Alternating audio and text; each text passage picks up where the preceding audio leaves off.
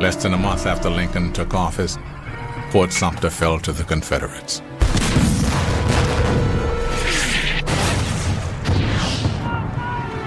Abraham Lincoln issues a call for federal troops to put down what he now is referring to as a rebellion. The Civil War is underway. And, it's like this rock rolling downhill.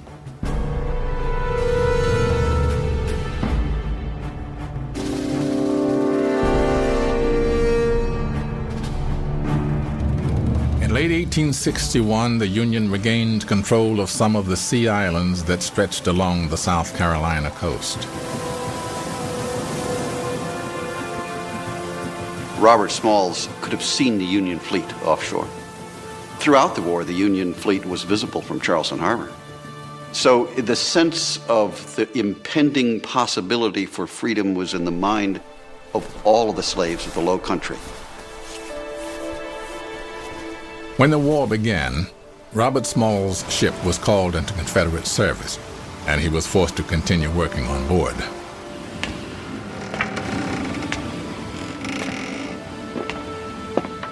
So for a year, he was fighting with the Confederacy against the Union.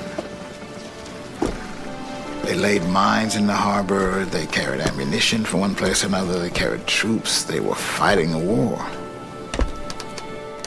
Smalls figured that he was fighting the war on the wrong side.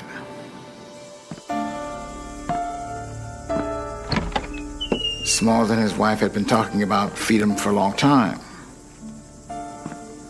And Smalls began to speak with some of the other black men who were working with him on the ship. They began to talk about how to escape. One night, the enslaved crewmen of the Planter dared meet at Smalls' apartment to finalize their escape plans. They went over the scheme in detail. They decided that they would, in the wee hours of the morning, they would load the members of their families on the vessel and sail it out then into the harbor and beyond the Confederate battle stations, taking a tremendous risk. One man said, I'm not afraid of any of this for myself, but I'm afraid of what they will do to my wife and family back here if I participate. Smalls was very generous. He said, okay,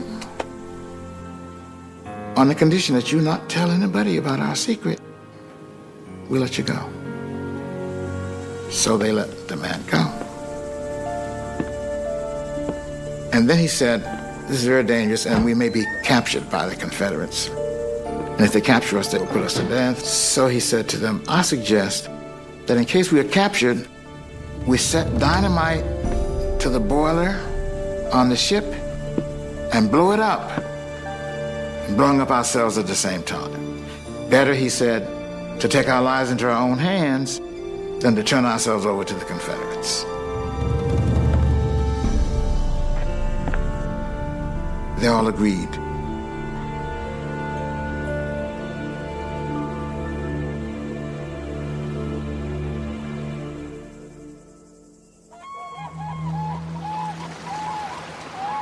On the night of May 13, 1862, as they often did, the Confederate crew went home and left the black crew on board to guard the ship. This night, conditions were right. The Planter had just been loaded with ammunition, more than enough to blow it up if necessary. With their families huddled below, the Planter, with Robert Smalls impersonating the captain, approached Fort Sumter. He gave the signal and was allowed to pass. And then the sentry on the Fort Sumter noticed that the boat had sped up, and he thought that was funny. So he called to the boat to halt. But by now, Smalls was out of the range of the Confederate fire, and so he didn't stop. But now he was in real trouble because he was headed toward the Union fleet, although he was sailing toward them to deliver the ship to them, and they did not know he was coming. So what to do? Well, apparently, Hannah, his wife, had brought a white bed sheet along. So Smalls ordered his men to take down the Confederate flag, take down the state of South Carolina flag, and put this white bed sheet up on the flagpole, which they did.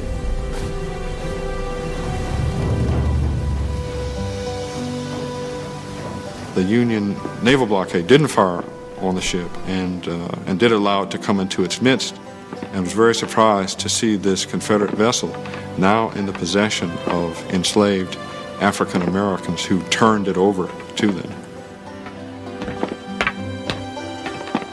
Smalls stepped up and said to the Union ship captain, "I'm Robert Smalls. I brought you the Planter. I thought it might be of some use to Uncle Abe." That's how the Planter became a Union ship and Smalls became free.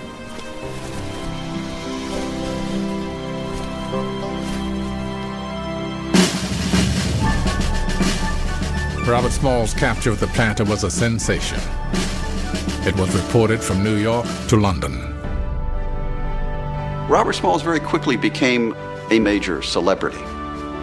Lots of slaves escaped during the Civil War. None of them escaped with as much enterprise or with as much Confederate property in their possession as Robert Smalls and the crew of the Planter. The Union Navy quickly learned that they were getting much more than just a new ship. When Smalls was taken into Union custody and debriefed, they were overjoyed. They knew that the ship was valuable, and as they debriefed Smalls, they learned how much he knew about the Confederate defenses, and that was even more valuable than the ship. Robert Smalls really challenged the whole theoretical basis of slavery, because here was someone who was intelligent enough, who was courageous enough, who was confident enough to engineer really this dramatic and extraordinary escape right out from under the noses of the superior race. So there's this feeling that there has to be some sort of retribution for that, and so the state of South Carolina actually places a $50,000 bounty on his head. The bounty did not frighten Smalls. He was prepared to fight and joined the Union Navy as a non-commissioned pilot. As the war entered its second year, most Southern white men had been called into the Army. Many of the enslaved took this opportunity to flee.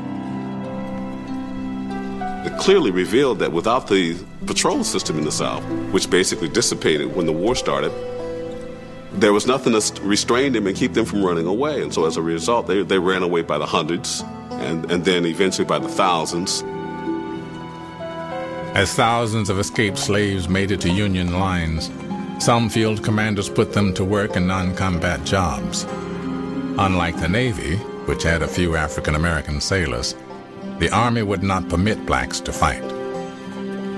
From Lincoln's perspective, or from the perspective of most Northerners, this is a white man's war for Union.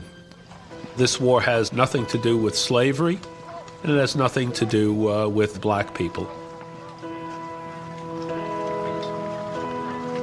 From the time he took office, Lincoln's policy was focused on keeping the 4 slave-owning border states in the Union. Lincoln believed that without Delaware, Maryland, Kentucky, and Missouri, the North was doomed. "I hope God is on our side," the president told a reporter, "but I must have Kentucky." In fact, there's this very interesting conversation between Frederick Douglass and Abraham Lincoln, in which Frederick Douglass says that you're fighting this war with a strong right hand behind your back. Even though you're concerned about maintaining the loyalty of the border states, the United States would be better off to accept the service of thousands, tens of thousands of African American troops. And by 1862, the relentless movement of fleeing slaves into Union lines and their insistent demand to be allowed to fight made the issue unavoidable. In August, the Federal War Department authorized mustering an army of 5,000 black men in South Carolina. Robert Smalls volunteered to help recruit the 1st South Carolina Colored Troops.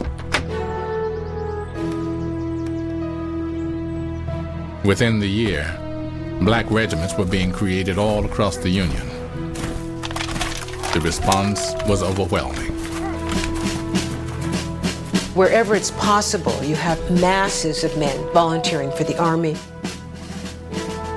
It's people all over the North coming to Massachusetts to volunteer for the Massachusetts 54 and 55th, in South Carolina for the 1st Colored Infantry. Now officially allowed to fight, they had to fight not only the Confederate Army, they had to fight within the Union ranks as well. Racism was rampant. At first, black soldiers received only half pay, but still